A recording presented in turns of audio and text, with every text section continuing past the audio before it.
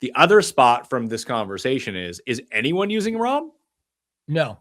That's what I was saying earlier. Like the only, again, it's one of those challenges. So the way it projects right now is like Rory will get the love if people are going up there. And then it actually, Rahm projects better price per dollar, like for, early projections and stuff like that, kind of right underneath him, but he won't get it because it's only $500 more to go to Rory. So people are just going to naturally go to Rory there and skip over Rahm. And then there always is some Scheffler FOMO. I think it'll be the lowest owned week we've seen in a little while for him, but it's still setting up where Rahm gets overlooked completely. That's really what it looks like here. At Mayo Experience.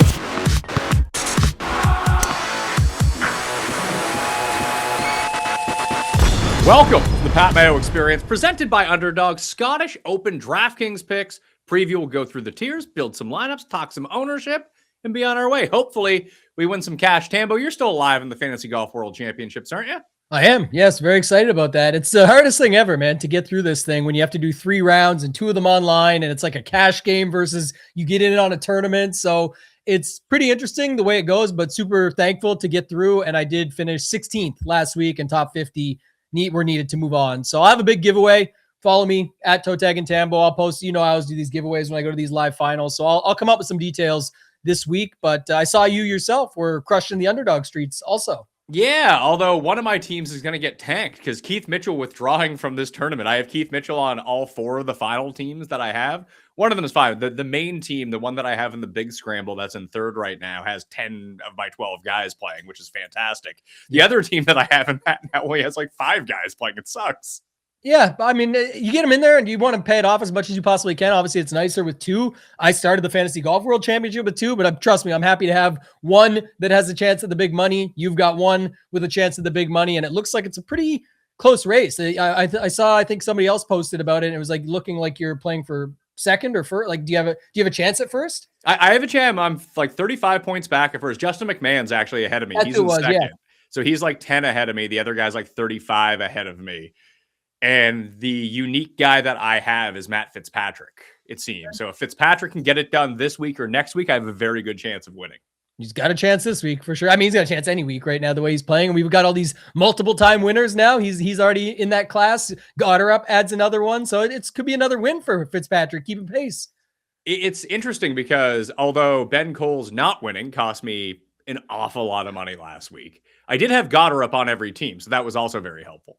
Man, that was incredible. I love watching the stuff on social media just as it comes out. Did you see Gotterup's brother? And someone posted like, this guy's face is diabolical when he hears about the Coles water ball, and he's just like the happiest little guy standing there like, oh my God, we're going to win this thing now. That was so crazy to see, but that's what it's going to be. He's cheering for his brother, obviously, in the team, but I just think you don't always get those little insights, and that was a good one. Well, he was probably pumped because he gets a huge payday out of it because Gotterup's regular caddy was off for the birth of his kid. So Gotterup put his brother on the bag and his brother wins like $200,000. Maybe not. Maybe he tells his brother, hey man, I still got to take care of my dude. He's got a family coming here and all this stuff. You're going to get a little brother cut over here, but you should be happy anyway. Maybe he cuts him down a bit. So you're saying that Gotterup gave him the Kuchar price? It's possible, man. It is possible. I don't think Gotterup's that kind of guy. He looks like an awesome dude just out there having a good time, playing his game, doing his thing. I also heard too on the, another little insight. Did you hear on the broadcast when Colt was like, I like Gotterup. I like his game. Got a nice little swing on him and looks like he enjoys the cheat meal once or twice a week. Calls him out right on it. I didn't hear. All I remember from like the past, because I started listening to it on the radio because I took my kids out. I thought that, hey, maybe this is a new sweat that I can have.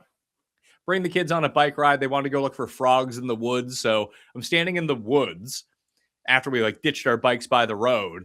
And then I have like an earbud in trying to I'm streaming the radio broadcast. And bad news for Ben Coles is all I can say. What's interesting is last time you went PGA Tour audio, Pat, if my memory serves me correctly, was a good week for you. And it was the Heritage way back when the coverage was gone. I can't remember if it was Siwoo or what. I don't know. Anyway, you won like $10,000+, maybe $20,000 even on DraftKings that week, if you remember it. I do. That was on my birthday in 2016. Kadira beat Siwoo in the playoff at the Heritage. I think that was the first time I ever streamed PGA Tour radio. And it was because they had moved all the tee times up because the weather was going to be gnarly in the afternoon. But that was, at least now I can say like Peacock probably would have picked it up or Golf Channel would have picked it up, or ESPN Plus, one of those places. In 2016, it was like, no, we're just going to show it later. Yeah, and I think what was funny is you had Siwoo outrights, obviously, but Kodaira is the one you actually need. You're like, oh, actually, forget those outrights. I need this guy to win for DFS. And maybe they were both on that lineup. I can't even remember, but Kodaira ended up helping you out quite a bit at like no ownership at all. Well, that was the whole thing. I ended up coming. It was the week after the Masters, so it was in the $5. And for whatever reason that week, the $5 first prize was like 100K or 75K because it was the week after the Masters. They boosted up that prize pool. And I went and looked at it. I had no chance at first or second. I ended up coming third because you're right. I had the Siwoo outright and he ended up losing. But in that lineup, I had Siwoo and Kodaira. And I was like the only guy of the top 20 who also had Kodaira. So everyone lost their 10 points for winning the tournament, whatever it was. And I vaulted up because I like, instead of losing, we all lost 10, but I kept where I was because I still had the winner. You had the doubles there. Yeah, that's a nice one. I guess the key variable is don't introduce the frogs into the mix when you got to go out and listen to PGA Tour radio. I got eaten to shit by mosquitoes at the same time, too. It was a terrible idea. Just double whammy. Idea. Anyway, let's talk Scottish. Do you have a game plan for Scottish? Because there's still a lot of qualifiers for the Open next week for those 4,444 tournaments. I've been trying to get myself into those. Not so successful. Yeah, I wasn't successful last time out of the U.S. Open on that front either, but definitely going to be trying again this week. There's a ton of good contests, $13, $37, $70, and then there's even bigger ones, but those are kind of fit every type of a budget and get into that 44 next week, which is always fun at the Open with the weather and the pockets and the different stuff that we'll talk about next week. But this week is a little bit interesting because the early stuff that's coming out, like it just looks really hard to, again, people will say they can fit it, no problem. I get it. If you take Scotty and your favorite 5 guys, yes, you can make a Scotty lineup that you like. But I'm just saying overall, it doesn't look like Scotty, even Rory, even Rahm. Like it looks like everyone's just going to sort of go with the balanced builds here. So I think that's somewhat interesting when we look at it from a roster construction perspective. So you think that there could be some leverage here between those top 3 guys, that if you can figure out the right way to utilize them, that you can get that leverage on the field? I do. And I think what's most interesting is we've said this for a while, and whatever, it's Scotty, FOMO, whatever you want to call it, like people just keep playing him even when we're like, oh, I don't know if it'll be the week where he's going to be as high owned as you think. And then he somehow still gets 20 plus or whatever. This one, I don't know. We'll see tomorrow when Alex and I discuss it on Leverage Lane, but me and you are going to talk about it today. I don't see how Scotty gets the ownership here. I think Rory will be the highest owned if people are going up to 5 figures. There's only 3 guys I'm talking about here, but I'm saying I think if the ownership goes anywhere there, it's Rory. And then I honestly think it might even be Rahm next, but that's only $500 savings. So I think it would almost be like Rory, Gap, Rahm, Gap, Scheffler, but it is Scheffler. Who knows? It just doesn't look like, as of right now, he's going to be very popular. Do you have a preference between any of these guys if you were going to start a lineup with one of the 3 of them? Because it feels like Rory is the default answer. Yeah, that's what I was going to say. That's not where I'm going to look to get too cute up there. Obviously, some incredible results here at this course. He does have the all-around game. It's just the extra factors for anything someone wants to tell me about but Scotty and, getting the win, all these different factors. You're looking at it from that perspective. I think my thing is, it's $2,000 more, and that's still going to matter. And when we play DFS, that's what I care about most. It's not really about the outright win as much because you still need to be able to put the whole lineup together, and it gets tricky down low.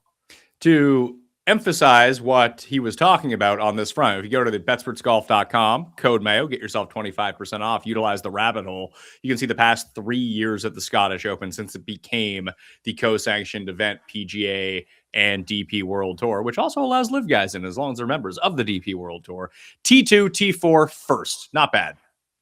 Yeah, that's my thoughts on Rory and why I said like that's not going to be somewhere I'm going to get cute. I think Scotty's like 3rd and 8th in those events, but just to the playoff lot, like I don't even care about that. It's just more of just the setup of $2,000. And like I said, we'll see what it looks like later when we build. But some of the 2v2s are what I think are going to be a little bit challenging when it's like Scotty and I don't know, go back to the well on Andrew Novak or whoever you want to use here, Rasmus Højgaard or something like that down low, or you're able to get Rory and Bobby Mack or Rory and Hovland or something along those lines. I just think that's going to be where the trickiness starts. You can see right up on the screen now that I have Scheffler's course history here. Cut, T3, T8.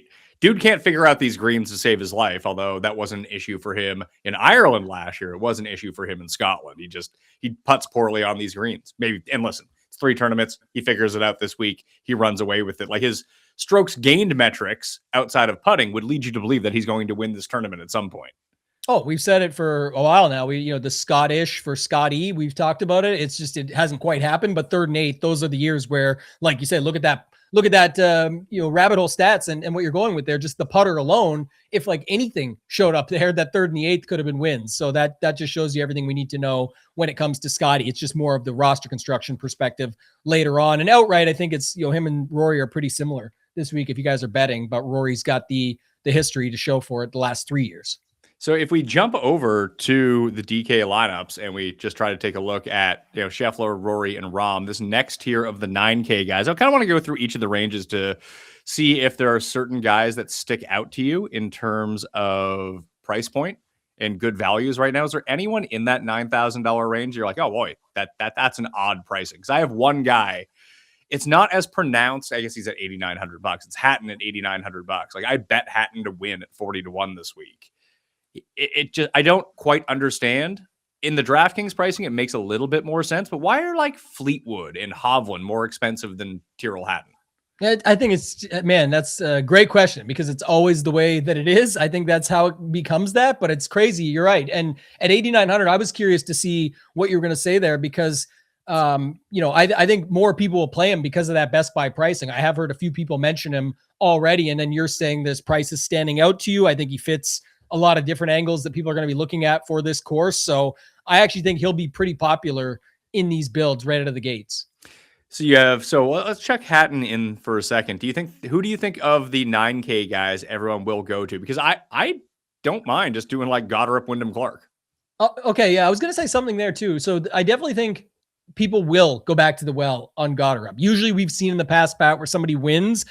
I don't know if it's just because the way he won, where it's kind of like he just walked into it and got it at the end versus, obviously played incredible on Sunday, but I think more people will look at that last year, all these other factors. So I think that, Goddard still goes in there. But what's interesting is you brought up, why is Tommy Fleetwood 9,400? And it's not like the greatest history that you've seen here. It's not the greatest recent form, but it is very close calls. And I actually think, man, as much as Wyndham's been so good, it does still feel like people are going to be playing Fleetwood there. Not to mention you've got Xander and Ludwig above him. So I think this, that's why I mentioned earlier with those 5-figure guys, you're just not going to see a lot of lineups because even if you go with them, you typically have to skip over or only be able to play one of these 9K guys. I think you're going to see a lot of 3 and 2 9K guy lineups to start. Well, Clark has played this event 4 times since 2022. He's never finished worse than T25 and T11, T10 each of the past 2 years. Lit it up around the greens, lit it up on the greens. His approach play was absolutely horrible each of the past 2 years. That has not been an issue for one Wyndham Clark lately. Mm-hmm. Yeah, that's right. It hasn't. And so I could see it for sure. Like what you're starting with here looks like a popular starting point. I just know that the projections love Xander, Ludwig, and Tommy more than Clark. So I think it'll be more like the hand builders. They're like, yeah, I don't know what those guys are smoking. I'm going to just play Wyndham. He's been on fire.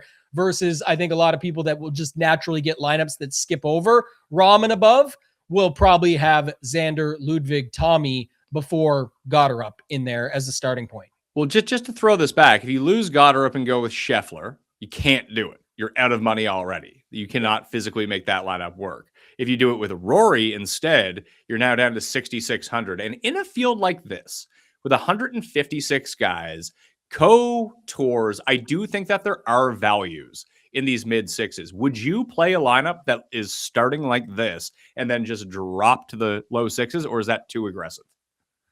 I think I would play it. This definitely goes with what I mentioned earlier, though, because, this is to get Wyndham in, essentially, because the Rory Hatton lineup works just fine. The Scotty Hatton lineup, by the way, leaves about the same, Pat. I think it's like 6,800 that you've got on the table. So if you pulled those two and put Scotty, it's like you can actually get up closer to 6,800, but then you need to go for 4 spots. The other lineup only required it for 3, and then it's like Hatton, who we talked about, should be popular there. So it was him versus Bobby Mack versus Hovland. We've established it's Hatton pretty early here. So I think that's the bigger decision is do you want to run with 4 of these 6K guys? And that's why I think the Scotty lineups are going to be much lower than we usually see. Okay, so let's see if we can try to do this. Let's drop down to the 6K range. Is there anyone just from first look, and Sky and Tom actually released their DP World Tour Picks and Bet show on Mayo Media Network right now. Sub to the channel. Go check that out. It's up on the pod feed as well, on their exclusive pod feed. They've been on vacation for a bit, some other things going on, but they focused solely on the European Tour players in this field and the ISCO, if you're wondering about some of these guys a little bit farther down the list. And I am. There's a couple guys that I like just kind of to break it out with, but you have like, I guess Henny Duplessis is $7,000, but he is one that jumped out to me right away. Chikara is going to be a little bit more than that. He is, where's Mean Genio here? Chikara's 76, so you can't fit those guys in unless you go to the very bottom. Was there anyone from way down here that you did like? Not really, from way down. This is where I struggle with it. It's like you're going to see some of these values pop. Definitely think you should listen to those guys who know the tour over there way better and can bring a lot of that knowledge across. But I think it's more of like the $6,800 guys. I think it's going to be more of like whether you want, or 67, you want to try like an Olesen, you want to play a Matty Schmidt, a Jesper Svensson, Hao Tong Lee, Taylor, like some of those guys you could fit in there. But then I think you're going to get too jammed up. I'll tell you right now, early on, it's Tuesday, I guess, but I really don't like the Scotty lineups. And that's fine if Scotty wins and people say, oh, but you got to have him if he wins. That's just not true. We've established that many years now. And at $14K for what it requires, I think you're going to be either A, boxed into the common Scotty build of like two or three of the four that you need to fit are going to be too similar to everybody else that has similar versions. Not like you're going to be duped, but very similar. And then also the other side of it is like trying to get those four right just by guessing. So if you want to play like a Scotty plus the four guys I heard the best things about lineup, sure, and wherever it lands for your fifth spot, but I just don't see it early on. What are your thoughts? I'm with you. I think I'd rather go that way. I wanted to share this with you. Oh, I guess it looks weird on the screen. If we try to throw it up, okay, that didn't work. I just found a site with last week's strokes gained off the tee numbers from the European Tour. Thank you, Jared, for doing that up. Henny Duplessis was number 1. Nicholas Norgard is number 2. What is Norgard here? I think he was interesting, by the way. If you said his name, okay, sure. Maybe Norgard at 65. 65. So that's a name that we can throw in. I am kind of committed to going full bore strokes gained off the tee at this course, distance over accuracy. Obviously, it's hard to hit fairways here anyway. The miss isn't all that bad. And we've seen years where that hasn't been the case. So if you did want to zag off that, I completely understand with a different type of player. I do think that this being a Tom Doak course, Houston being a Tom Doak course, that just revert to ball speed and distance, and you're going to find some guys near the top of the leaderboard. Don't disagree at all. So yeah, definitely good with that call.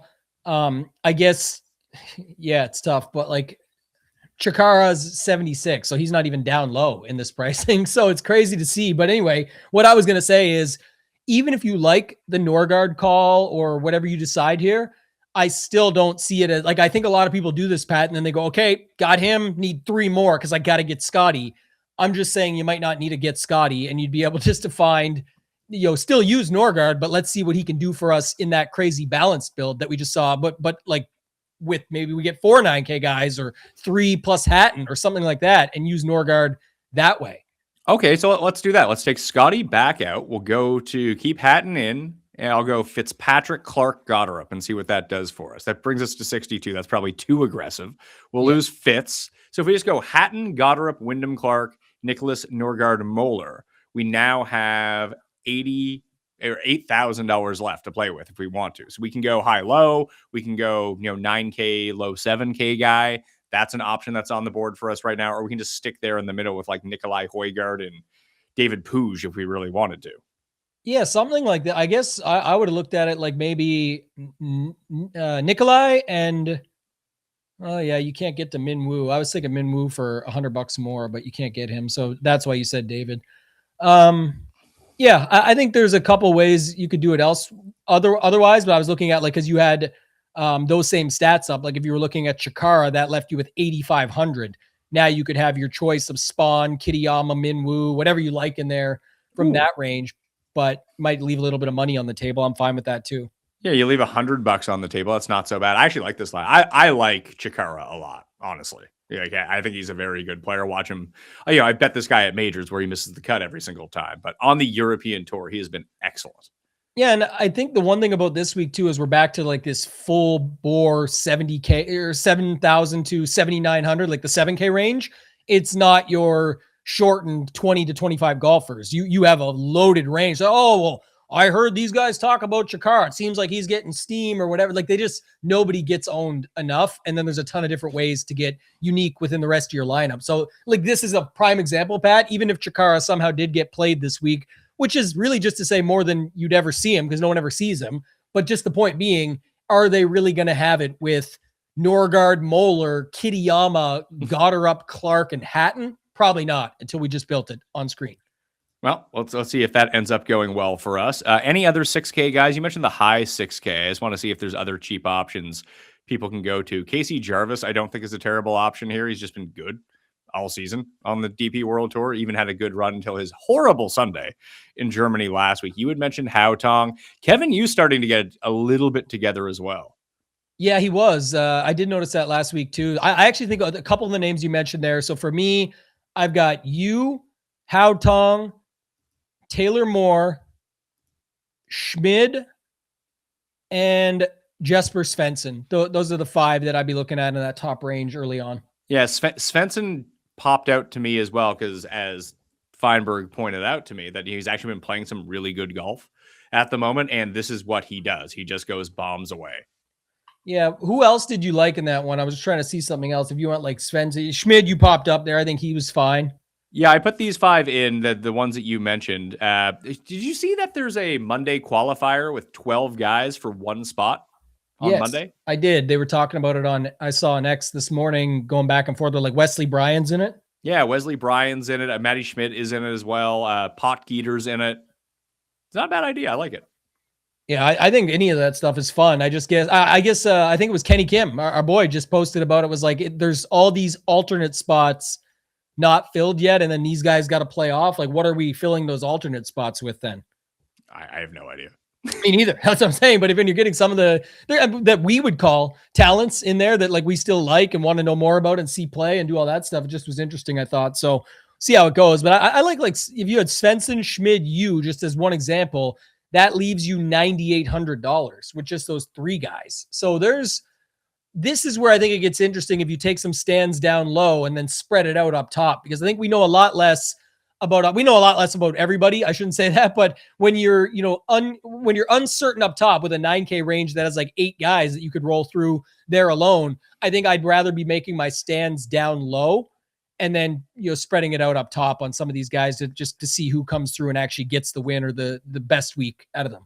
So some of the other options here, I just went to the rabbit hole and I could just course history over the past 3 years, see if there's any of these lower names that pop up. Obviously, Penge from last year comes T2. He's $7,700. Actually played pretty well in Germany in his first start back a week ago. See like Højgaard, Wrighton popped up. So we always see these guys pop up. Last year, it was Penge and Wrighton, who had just been riding a ton of form on the DP World Tour, and they rolled that over into this tournament. We've seen that with Andy Sullivan in the past. He is sort of the lowest ranked player here. He's only played it the one time, but he's at $6,600. He's trending back upwards with his play of late. Grant Forrest is just a Scottish dude who tends to play well here over time. I thought this was interesting. Victor Perez. When I was mentioning all the live guys, I totally forgot that A, he was on live, and B, that he was in this tournament. He's played this course really well over the years. He's only $7,100. I think that these are the type of guys that we can start to look at. Like there's Nicholas Norgard, who we talked about earlier, had one really good run, one really bad run. Svensson's made the cut each of the times that he has played in this tournament. Jesper Svensson, that is. And the other one is, remember we used to talk about this guy all the time, fake Johnny Manziel? Yeah, Johnny Manziel's dad, Richard. Yeah, I think he's younger than Johnny Manziel. Honestly. He might be. I don't know what he's been doing recently. I can effort that for us, but I just recall him like being a good driver of the golf ball. He has went WD and missed 3 cuts in a row and hasn't played. I guess he played the Italian Open a few weeks back, so has not been going well for one Mr. Richard Mansell in this tournament. Yeah, not as interested in that one, but you did spark my interest a little bit on Victor Perez, 7,100. Actually, he's been playing some pretty good golf lately, and then you talked about. He's got a 10th and a 35th, the 43rd, like nothing crazy, but at that price tag, I think it's 7,100. Yeah, 7,100. He's kind of interesting here as well. Yeah, so he comes in. Obviously, he's been playing on Live, and now he's been going back and forth on the DP World Tour as well. So he hasn't finished outside the top 25 in any tournament since Live Singapore, which was back in March. The 12th, 17th, 11th, 2nd, 23rd, 16th, and T9 last week in Germany at the BMW International. So listen, results on Live are whatever, but these are relatively consistent performances time over time. So I don't hate necessarily going to him. If that's another option we could do. He's like not my favorite guy at that price because obviously I mentioned earlier Duplessis is there. I even think taking a shot on Stevens or Potgieter or Daniel Hillier makes a ton of sense as well. What about this build? You got it up there now. So just take out, so leave Jesper, leave you. So take out Hautong, take out Moore, and take out Schmid. Put Victor Perez and Rory. Ooh, Rory. And now you've got a choice, Pat. You can play Wyndham Clark and Nikolai Hogard. Ooh, yeah. Or you can play Wrighton with Gotterup. Or basically, it's like, do you like Gotterup or Clark? And then do you like Nikolai or Wrighton? I think I like Gotterup slightly more than I like Wyndham Clark, but I like Højgaard slightly more than I like Wrighton. Okay, I guess...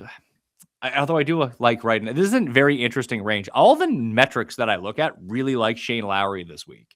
And to throw it out there, there's no water for him to hit into here. So he's pretty safe in that regard. Well, they are still going to be playing on Sunday though, correct? Oh yeah, that's right. Damn it. Yes, that's the problem with Shane Lowry. It's been insane to watch. It's I get it. Like I understand this. It's not, to say that they're never coming through on Sundays, but man, it's been a bad Sunday set for this guy for quite some time. You could go Tom Kim, Ludwig if you wanted to. And I've bet Michael Brennan. I don't know if that's going to work out. I still can't get back up to Fitz. You could go Xander Brennan if you wanted to as well, which I thought was interesting only because as I mentioned off the top, like if you go like pure Bombers lineup, see guys that just kind of, if you can have a huge advantage off the tee here, it seems like you can find your way to the top of the leaderboard if you do anything else well. And Brennan has been doing the other stuff well lately, at least one piece, either putting well one week, approach another week. He sucks around the greens, but we have seen around the green play at this course not be that difficult, which I think can help some of those guys a little bit. I agree. And that's also interesting when you look at so first off on Brendan, yes, obviously that makes sense at 7,400. I like that lineup actually with Rory, Xander, and Brennan that you talked about. Like that's a way to round it out. And obviously Xander and Rory, two of the best drivers of the golf ball in the entire world. And then you get Brennan in there who just bombs it. And like you said, the around the green thing though, then sparked me to think about someone we didn't talk about at all in the 9K range. We were doing the range thing. And that is Victor Hovland. Right? Coming off the dub and look, 11th, 25th in 2 of the last 3 years here, going overseas. You think back to the Open, the year when everyone, forgot that you don't really need around the green play. And all of a sudden he was good. Maybe it's a spot where he gets a little bit overlooked when you think of Xander, Ludwig, Fleetwood, Gotterup, Clark. Like we didn't have Victor in any conversations yet. We haven't. We also haven't talked about Bobby Mack at all either, who just, this course is his jam. So that's interesting now because those are also the guys that round out the low end range. What happens if you take Rory and Xander out of that lineup? And then let's take out Brennan. We might need our guy Norgard. Let's just take out Victor Perez for a second here because I think the other way to construct that lineup that we just had is exactly. Actually, I want to play the lineup I was just thinking of, so I want to throw it back in. Oh wow! We'll go. So there's Rory, Brennan. It wasn't Xander. It was Fitz. Matt Fitzpatrick, not Alex Fitzpatrick, although you could play Alex Fitzpatrick, I'm sure, and just be fine because dude's good every week. And then it was Duplessis down here at 7,000 instead of Victor Perez. I like Fitz better than I like Xander this week, and I'm kind of whatever between Victor Perez and Henny Duplessis, like flip a coin, I don't care. And this gets me to the guy that I want anyway. So this would be the lineup that I'd be looking at here instead of the one that we just had up.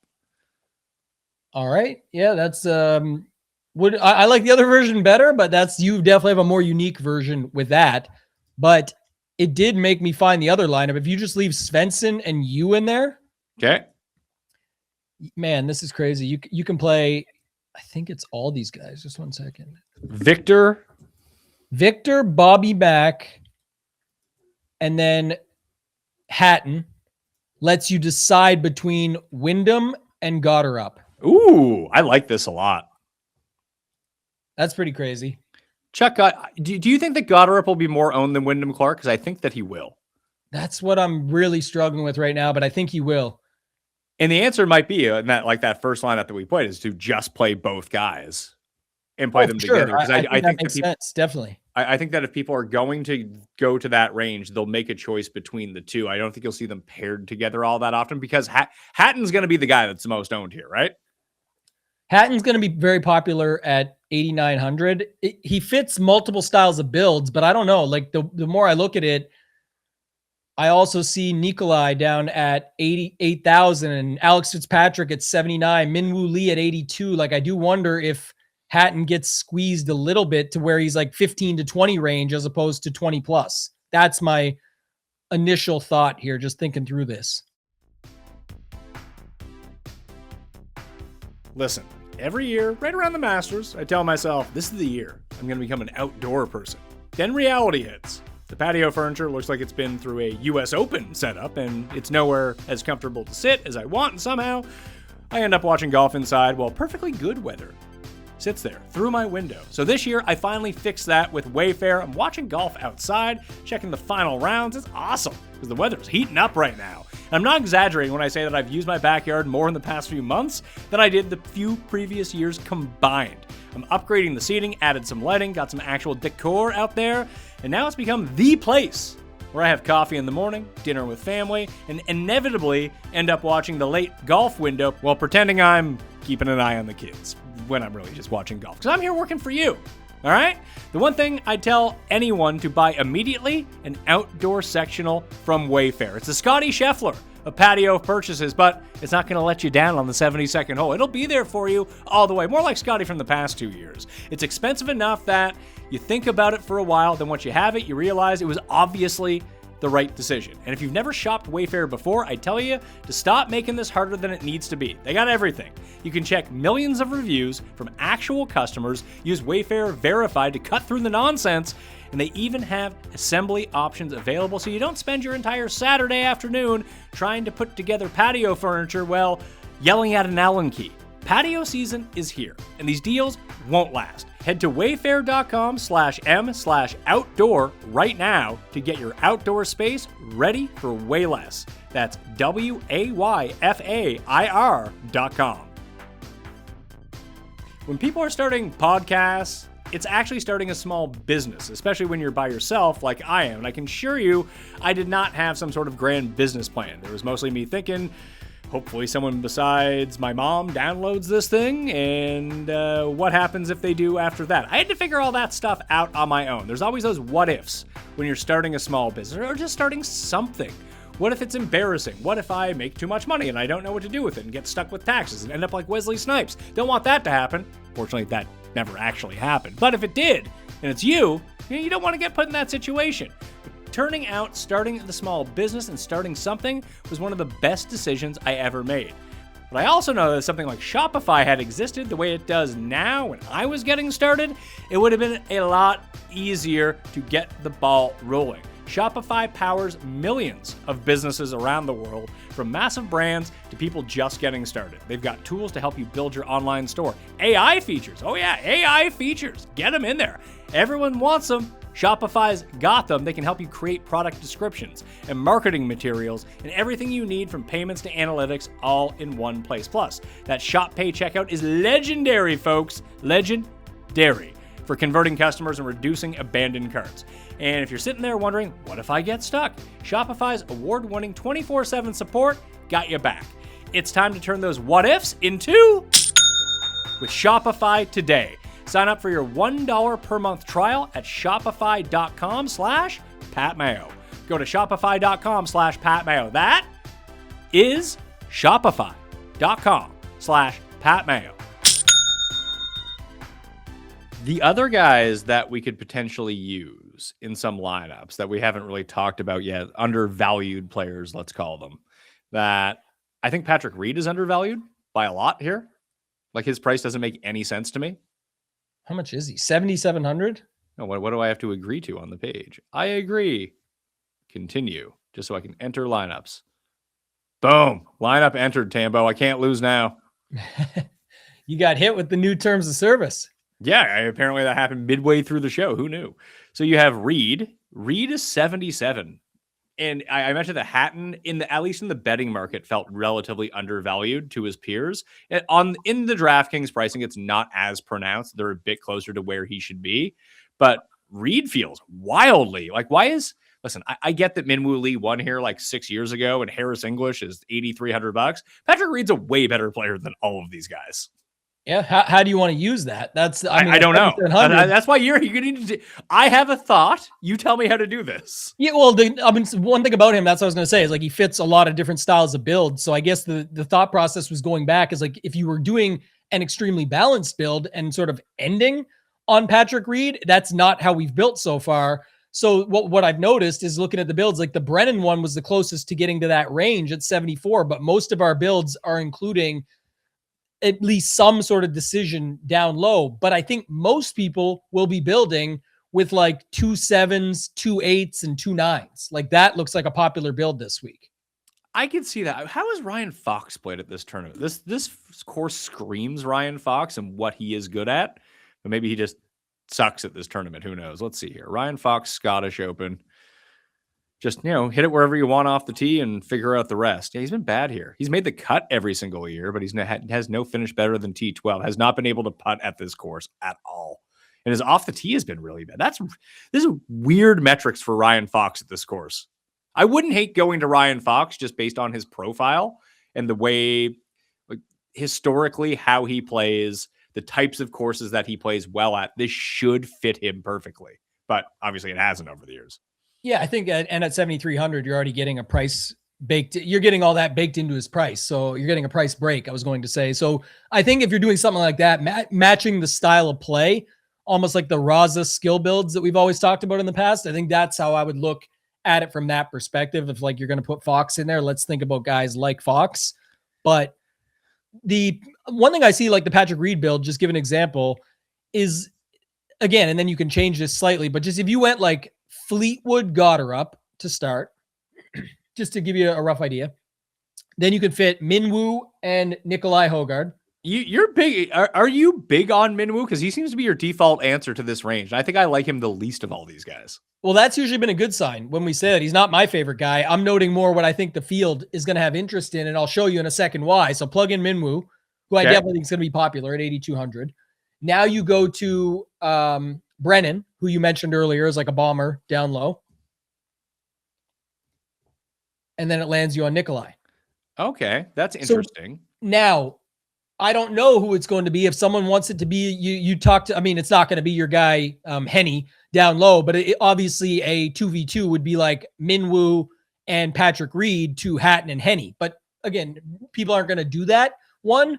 But this is also where it's like, okay, maybe it's not Fleetwood and it's, the extra $200 you need. And so you can move pieces around here to make it work. But I think this build will be more common than we think, because I don't think people are as high on the higher range of like Fitzpatrick and above. And then we've kind of went to Hatton as our default, but I still think there's love for Kitayama, Minwoo, Nikolai, maybe even Justin Thomas at that price. Like you never know who's going to get the love, but the 8K range usually gets skipped over. Here, I think you could see two of them be popular together. It felt to me like these upper eights are going to be the dead zone. Yeah, like that's why I said when you brought that, the Hatton piece, maybe not, but Cantlay, Siwoo, Thomas, Spawn, those four guys, I think I bet Kitayama to win. I think if people run models or even go back and look at history at this course or even recent form, that Kitayama is just going to pop out. So he's going to draw a lot of ownership there. But those other guys, Cantlay, Siwoo, Thomas, Spawn, Harris English, David Puig, and Brooks, I just don't see it. Agreed. I mean, I can see them playing well. I just don't see people clicking on them.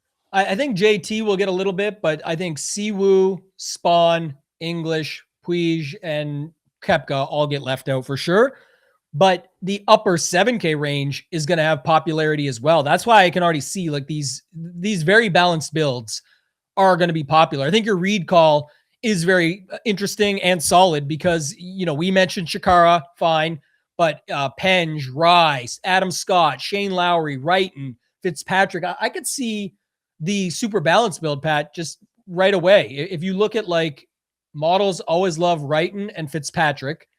As they Hogard should, pops. those guys have been awesome. Min Woo. And then let me see. And I am using him a bit as my default, but I just want to see what the Fleetwood version leaves Justin Thomas. So it might not be that. If you go to like Xander, though, maybe not that one too. I'm trying to see what it would be. Like if you have Hogard, maybe if you take out Min Woo for once and we go to Hatton with... You can just drop those guys into Alex Fitzpatrick and Penge. You bring Brennan up and Minwoo down. Then you got Reed, Fleetwood, Goddard up, Alex Fitzpatrick, Marco Penge, and Nikolai Højgaard. And you can get that up to Wrighton if you really want to. Yeah, that's what I have in here right now. I think I have Wrighton, Fitzpatrick, and then you put in Penge. I didn't. I just took him out. So I put Wrighton in. I need $200 somewhere. Yeah, this is where I'm wondering where people go for the $200, but I think they still keep the upper 9K guy, whether it's Fleetwood, Goddard, up or him. So, or who do we say? Clark. So I think it would have to be somebody else comes down. Maybe it's Reed comes down. I was going to say it's probably easier to drop Nikolai Højgaard into Aaron Rye or Penge or Scott or one of those guys. I don't think Lowry's going to get a lot of love. I can assure you Jake Knapp is going to get zero love. Yeah, maybe you had it there with Rye then. Maybe people just play Rye, Goddard up, and then how do I get up to... Well, I actually think that the way that this lineup ends up going, if we're trying to build the most common version of it, I think that this is going to be very popular, but I think it looks more like you lose Goddard up and put in Hatton. And then you have that extra $400 to get Rye up to Minwoo, as you said earlier. Or he doesn't get to Minwoo. That is a lineup people will play this week, right there. Yeah, that's what I was trying to find, and you found it. That's kind of what I was thinking, and I know this has Patrick Reed, and some will say that he's not going to be as popular or whatever, but you'll pick your poison there. If it's Tom Kim, Chikara, whoever you want to plug in there fits, and that's going to be the way it works. And then again, you also could change it up a little bit where you could also take... Here's actually the more popular version of this lineup. It is Chikara, Mean Genio right there, and then you put in Nikolai. That's the lineup. Fleetwood, Hatton, Chikara, Højgaard, Wrighton, Minwoo, Lee. That's a lineup people will be playing. And you took out Fitzpatrick. Yeah, Alex Fitzpatrick, yeah. Who I like. Yeah. I just to make it work in what we're talking about right now. Yeah, and I think that's the interchangeable part too, where it's like people will pick their poison on Wrighton and Fitzpatrick, where you can play them both together like we showed, or they do that to what you just had there. So yeah, I think that's probably a good call. But this is what I was saying, Pat. This build feels like it'll be more popular this week just based on everything that we've looked at. So of those, you said Thomas might get a little bit of love, but between Cantlay, Siwoo, Spawn, English, Pooj, Brooks, is there one of those guys be like, oh, I'd play that guy? We just keep, I don't know, like, do we keep rolling with JJ Spawn, or do you like, I don't know, I guess I would probably still take the shot on Justin Thomas more than others might there, just based on price alone, 8,600. Scoring and whatnot, but I don't really like the other guys that much. Do you have any preference? I think it's Pooj. I don't think it's close because he's soaking up everything in this range where all the popular players are right here. Be it Minwoo, Højgaard, Fitzpatrick, Wrighton, Rye, excuse me, Penge, Adam Scott, Chikara, Tom Kim. They're all right there. He might be the best of these players. And, I get that he's on live. However, he's the guy that qualifies for everything out of live because he is so good. Like, if Neiman was in this field, how much would Neiman be? 85? Yeah, probably something like 85, 86. Yeah. So if you believe the pricing is telling you that he's better than a lot of these guys that are like good on the PGA Tour and no one wants to use him. Yeah, I agree. I think that's a good call. I was going to say the other one that might fit in there would be Cantlay at 88. No one's going to play him. No, everyone's going to play Hatton instead. Yeah. And I get why, but also just saying it, like, I think it's fine. I don't think, anyone's excited about Patrick Cantlay right now. And at 8,800, it's, in that balanced range, he'd be a guy that would be leveraged for sure. So talking through this and like speaking of certain dead zones, the upper eights after that high range, like just the eights in general outside of a few guys. And then you have the upper sevens. That means that the mid sevens and low sevens then just that's not going to be happening. Yeah. The other spot from this conversation is anyone using Rahm? No.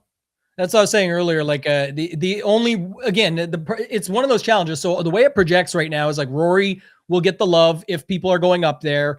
And then it actually, Rahm projects better price per dollar, like for, early projections and stuff like that, kind of right underneath him, but he won't get it because it's only $500 more to go to Rory. So people are just going to naturally go to Rory there and skip over Rahm. And then there always is some Scheffler FOMO. I think it'll be the lowest owned week we've seen in a little while for him, but it's still setting up where Rahm gets overlooked completely. That's really what it looks like here. So how do we build a good Rahm lineup if we're going through it? So he's 11-5. I mean, you can just drop to all those popular guys that we just said and just build the chalk lineup and build it with Rahm. Well, I mean, like there's so many ways you can do it though. That's the thing. It's like you could literally just take whatever Rory lineup we just built that you liked and leave the $500 and put Rahm. You're kind of playing that game. You don't have to do that, but that's the starting point. The second thing is you just have to remember and know that is a leverage spot up top. It's, no one's really playing Rahm. So if that means that, okay, if you're getting different up top with Rahm, you don't necessarily have to build a completely different lineup. You just have to recognize that in starting with Rahm, you're already very unique. So maybe that's where you can get away with some more of those things down low. If you do like somebody that you say, but they were going to be too popular. Well, once you get Rahm in there, like that's going to take away from that as well. So I think that's a little bit more interesting, but you did say it before, Pat, the 7,000 up to 7,600 has like maybe 3 or 4 guys. It's like Chikara, Tom Kim, Matt Wallace, maybe Thigala, maybe Pot Geiter for Bombers out there. And then everybody else will be pretty spread out. Maybe your Victor Perez option gets a little bit of love, but I don't know beyond that. Like it doesn't look like anyone's going to be extremely popular, and that just gets you different right away. And then we know nobody in the 6Ks is going to be super popular. They'll be popular for the 6K range, but not overall popular. So yeah, I think you can kind of do whatever you want in those builds, which would be building like more stud lineups, like your Rahm example, where you start with like Rahm, and then you can go to like what's like Rahm Goddard gets you into that bottom mid-range 7K option, for example. You could just play Team Live if you really wanted to as well. Yeah, what's that one look like? Now, let's see. Rahm, Hatton, Puig. Who are the other guys? Perez, I mentioned. Oh, this might actually fit. Cantor at 67. No, we don't even need it. You could play fake Live, Patrick Reed. Yeah, that's true. He did leave it, but he's right there. And then what do you have? Cantor, you said? Yeah, you can put Cantor in. You can put Moronk in. McKibben is another option that you could go to. Yeah. Those are all the Live guys. But just to kind of go back to what you were saying earlier, you go, even if you just started, Rahm Goddard or Rahm Clark. Rahm Goddard Clark? I don't think that fits. But yeah, you go Rahm Goddard, you drop immediately to those lower sevens, and you can pick off some of those 6K guys if you wanted to, or stick around. Like Jordan Smith has never really putted well at this tournament, but he's played really well at this tournament over the years. Like he would be an option too that I would go to down here. I mean, Rasmus Højgaard. Eventually, Rasmus Højgaard has to get his shit together, doesn't he? You'd think. And at 7,100, definitely affordable. I still have your Victor Perez play in there, just thinking about it. But did you have something earlier on Corey Connors up? What were you looking at there? I was just looking I don't know what to do with Connors. It feels like he's starting to become there's a couple guys in this field. So I mentioned Reed earlier. It felt like he was undervalued. It feels like Hatton, again, somewhat undervalued. Connors was the other one at 74. And then last year's first round leader, formerly good player, Seb Straka, is at $7,200. Yeah, that's what I was trying to think about here, just to round this out a little bit. But I was also trying to find a guy at 7,500. Smalley had his run. I mean, Noren's played this tournament really well over the years. But I'm on a no Noren diet right now that maybe it's time to jump back in on Noren. Who knows? I guess, yeah, he reminds me more of like the Ryan Fox type of build that we were talking about earlier. Like, not to say you have to have all of those guys into one lineup, because I don't think that helps either. If you had like a Bombers lineup, that landed on Noren, I would probably be fine with it. Not because he's obviously not a bomber. I'm saying, but like if you already are saying like these are the guys that are going to get there, and then I'm just going to play a grinder to bring up the rear to hopefully skate one out and get a pretty good weekend. You could do that, but you could also just leave the money. Like what is another guy down here below? Like I don't know. You talked about Thigala earlier. Maybe I got Brennan in there. Maybe you could just play Fox. How much is Fox? Fox is 73, I think. So what about this? You could get Rahm, Goddard, Perez, Brennan, and Fox. And then what does that leave you with? 7,400. That leaves you with, that's a tough spot. Well, it's Connors. Or is it Doug Gim hitting every fairway and green? Yeah, that's not going to do him any good when he can't putt here. That's true. Yeah, I guess like this is, so Connors or Matt Wallace, I guess, and just say like I'll leave the money, but I think that we're overlooking in this spot. Not that I have the utmost confidence in any of these guys, hence why they're down here. It would either be Connors, Harmon, or Thigala. Yeah, I'd probably go with Thigala. Like Thigala scores regardless. He might miss the cut by 11 strokes, but he'll get his like 7 birdies in. Yeah, I think that's what people need to realize is more important. You lose half a point for the again. Obviously, got to make the cut. That's different. But I'm saying like taking on that risk for the reward of the ceiling. If he gets in over the weekend, the bogeys and stuff sort of don't really kill you on the scorecard from a DraftKings perspective. They can hurt your position placement points, all that, sure, as the week goes on, but you also are playing it for the upside of what they can get you. And that's where a guy like Thigala comes in. So I think he would be fine. Like if you had a Rahm, Goddard, Perez, Thigala, Brennan, and then if you want to go Fox there, I'm fine with it. So there's probably a way to mix it up more. Like I was trying to see if you went like Fox, Goddard up to Clark. If you played the 2v2 Fox Thigala, like if you really like, if there's a certain style of lineup that we're playing here, we kind of are like guys that are a bit wild off the tee but can score in bunches. I would then just go back to Norgard and see what you can get with him. You put in Muller at $6,500, then it gets you back up to that Min Woo tier if you wanted to, and you can use Pooj instead and just get off that if you wanted to. You don't have to, but that's a 2v2.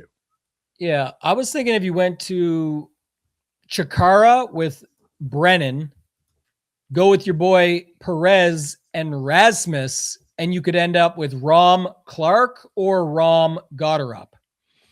Okay, we're back to that Clark Goddard decision. Yeah, the answer is going to end up being just playing them both together, by the way, but we can, already tell sometimes when we're getting through it that that's going to be the play. But yeah, that's the build where you've got 4 guys in the 7K range. So this is a prime example, actually. If you want, I don't know if you had it up or you want it, but it was Rahm Goddard up to start. Yeah, Rahm Goddard. And then you get Chikara Brennan. You could have left those last 2, my bad. Yeah, Chikara Brennan. It was good. You said Goddard up, right? Yeah, Goddard up for now. And then it's Perez, Rasmus, and Eugenio. Yes, you got her, Chikara. So this would be an example, Pat, though, where again, you obviously got to make that choice of Goddard up versus Clark. But this is one where people are like, well, I think Chikara is getting more love than you think when it gets closer to lock. Fine. But we already know, even if Brennan's getting a little love, Perez, Hogart, like that area is going to be somewhat overlooked where they're at least going to be kept in check. But you also have Rahm up top.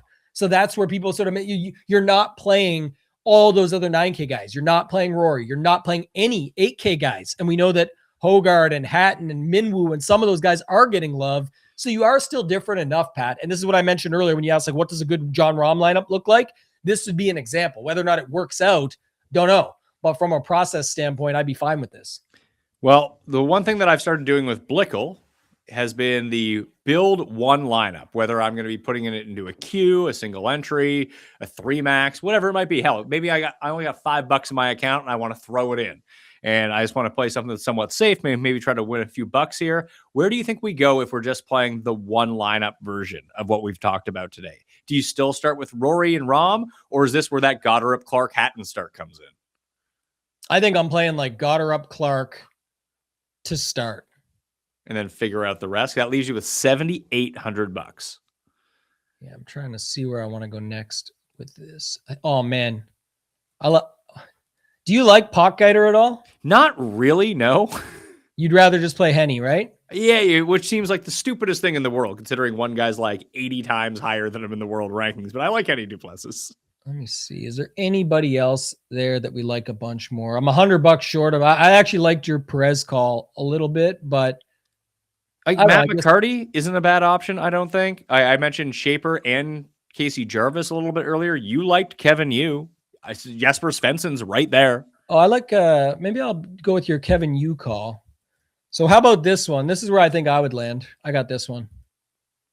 I like Gotterup, Clark, Yu, Brennan. I always call Brennan Blickel's boy too. I don't even think it is, but he just mentioned him one time, and now I just say that's his guy. But Brennan, and then it gets me Nikolai Hogard and Victor Hovland. Okay. 3 9s, 2 7.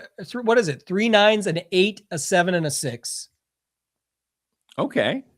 I think that's somewhat interesting that I'd be thinking about here, just because it's the lower 9K guys, and then playing them together. Again, I think people are choosing one, if not two, at most of those three.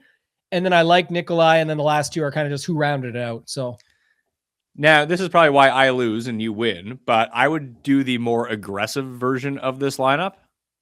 And even if it means putting in like Hatton or McIntyre, that I think I can get myself pretty low down here anyway. I actually like Moeller to go to him in this spot, and then it leaves you with Victor Perez. So you end up going Gotterup, Clark, Hatton, McIntyre, Norgard, Moeller, and Victor Perez. And then what? Rasmus is the guy you need instead of Perez? Or Jordan Smith? No, I'm just saying you're going to go with Perez, and it's going to end up being like Rasmus or Jordan Smith, who you mentioned both of them, and it's like the 5 of 6 hits. Sam Stevens could be one of the, like, there's a bunch of guys in the spot. Hell, I could use Duplessis instead if I really wanted to. Or you could even go, let's see, where's Jesper Svensson? Jesper Svensson, Kevin Yu is another option that you can go with as that 2v2 if you wanted to. I think, no, that does not work. Like Lindbergh, Matty Schmidt, who we talked about, is right there. Then you have Nico Echeverria was the first round leader here a year ago. Thorbjorn Olesen plays better on links than he does in America. And his approach play last week was awesome at John Deere, but just couldn't make any putts. Maybe that's a spot for him. Like, there are options here that I think are fine in the 6K range. I think I will go back to that like Moeller $7,100 guy though. And I think that Bobby Mack I can't tell if he's going to be wildly overlooked or wildly popular. It feels like it's one or the other. It's really hard because the thing about him and Hatton, when we bumped up Hatton early on, it was like I showed you a bunch of different builds where they're going to get ownership for sure. But can they get the majority when you have Xander, Ludwig, Fleetwood, Gotterup? These guys are going to get played for sure. Clark is going to get clicked. Hovland is going to get clicked some. Like they're all getting in the mix. And then down low, you've got Kitayama, Minwoo, Hogard, Fitzpatrick, Wrighton, whoever else they go to there. So I do think there's a chance they at least get held in check. And those are usually really good spots, Pat, because it's like everyone knew this. Everyone mentioned them. And they're like, oh, well, people are talking about them, but people weren't clicking them, right? People were just talking about them. They weren't clicking them. So that's where I think that becomes somewhat interesting, like your Bobby Mack Hatton version. Yeah, so I like that first version I built first, but again, that puts you back to something like this as well, where you can go Gotterup, Clark, Hatton, put in Norgard, Moeller at 65, then you can go Puig, Nikolai, Højgaard to round that out, or I believe you can go Kitayama, Patrick Reed would be the other 2v2 on that, which I think it's exactly enough money. I think I like that one the best. Let me see this. The one interesting thing is you just skipped the 7K range entirely in the first one, and then you went to Reed, Kitayama for Norgard, Højgaard. For Puig and Nikolai. Yeah. Yeah, that might be the one. I'm just trying to see if I take that out and go Reed. That leaves me with the money for, That one's pretty interesting there too, Pat. I like that one, especially if you're committing to your guy Norgard, and so be it. Like, I don't know about that. Like, sure, but if he is the guy, that's a pretty good lineup wrapped around. Yes, of these bottom guys, and look, maybe I'll try to dig in a little bit more on who could play from down here. Like Schott ended up making his first cut in a while. Like Schott's supposed to be good. We just really haven't seen it. Sean Norris has been like having some good run. Maronk used to be good. Remember, he's on Live. Remember him? I do. I guess like this is the thing though. That's what I find people do so often. I call it like the diamond in the rough thing, right? They try and find theirs, and that's okay. You should. I'm not saying don't look for it, because if you dig for diamonds and you find them, obviously you could hit it rich. But for us, we've had a good success rate of this. Where think about Darius break the Slayton back in the football shows. Football just around the corner, by the way. So I think if you think about that type of thing where you commit to something, are you going to get it right often? No. But if you do, at least you have opportunities to get it all the way right. And we've got a ton of different versions built out around this one option. So for everybody else, we're not saying to take Norgard. Pick your guy. Find your own dude down there. But at the end of the day, if you're building around someone and committing to it, you can have a chance where that's what puts you in the position to get a bunch of combinations around them correct. And you're not just sitting there with, well, I built that one Norgard lineup because Mayo and Tambo talked about it. And then you've got 20 lineups and you need them.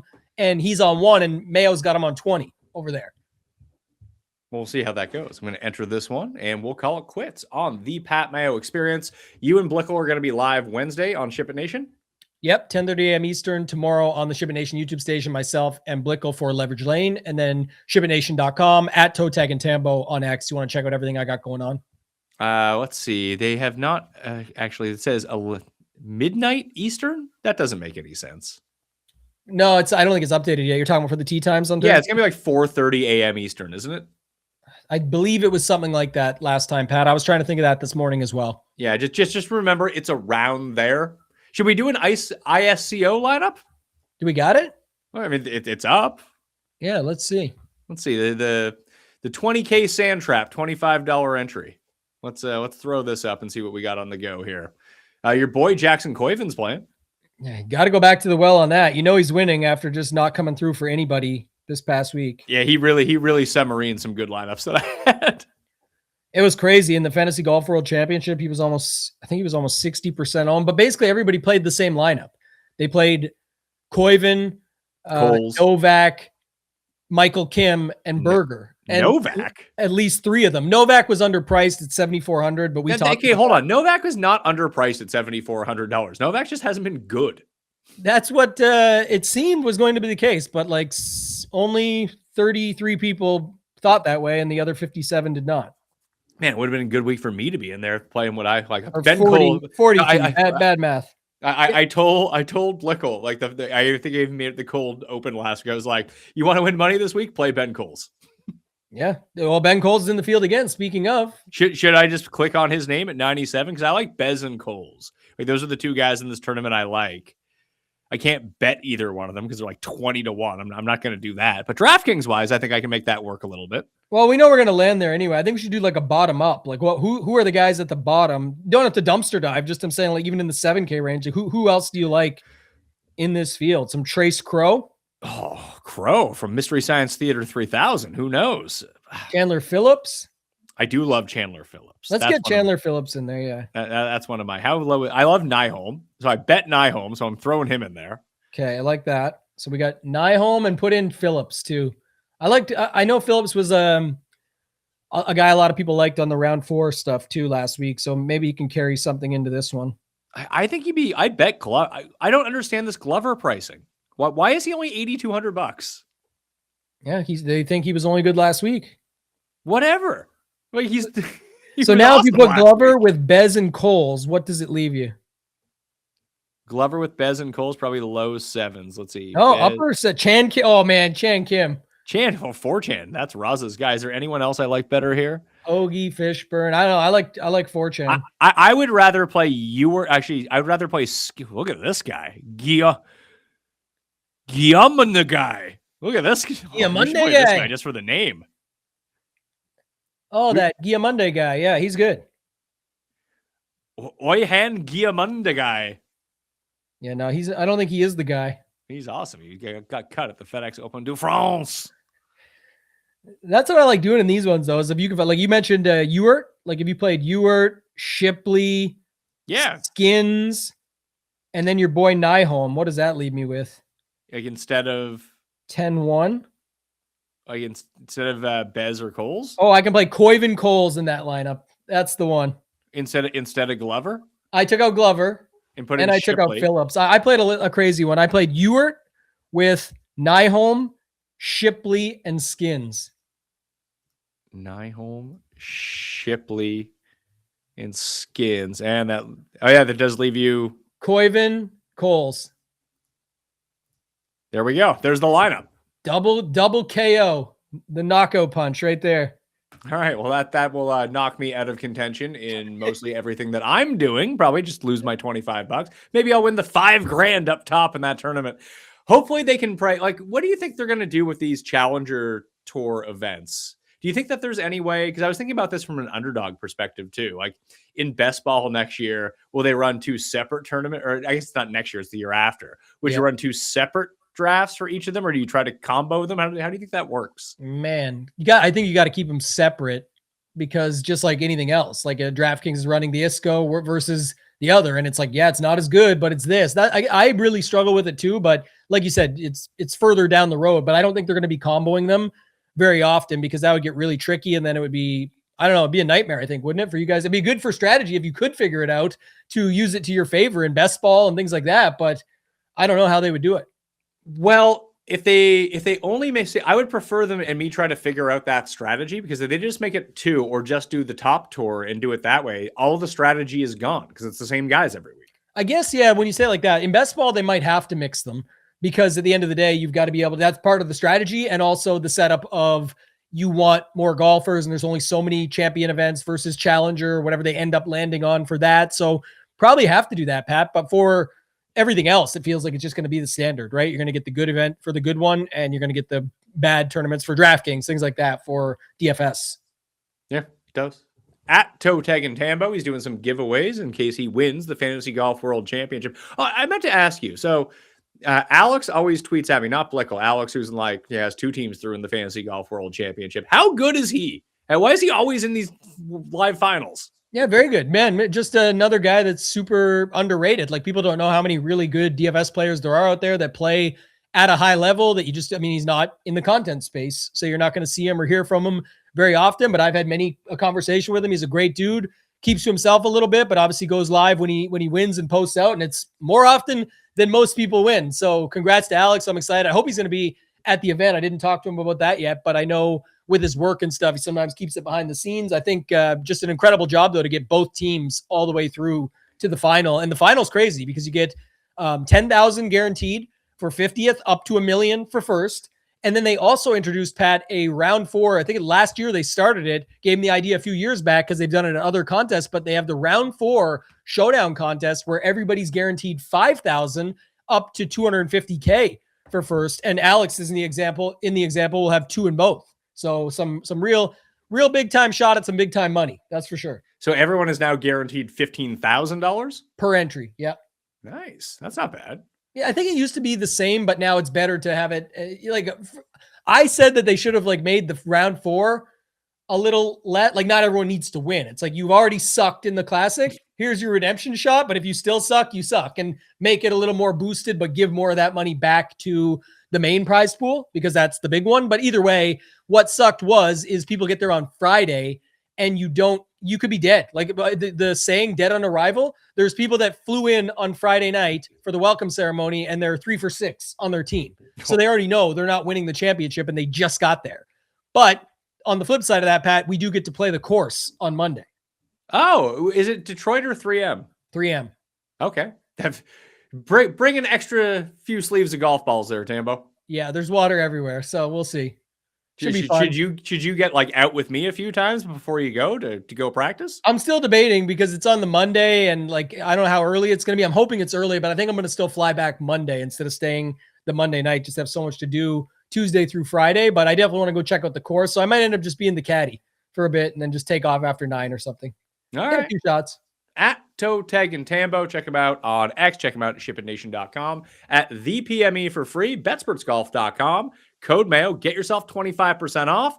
Not a bad time to do it. Big field at the Scottish, big prize pool, obviously huge $1 million prizes up top just for DFS at the Open Championship next week, plus all of the betting tools, the head-to-head, the simulations. It is all there for you at betsportsgolf.com. All right, I'm Pat Mayo. Thanks for watching.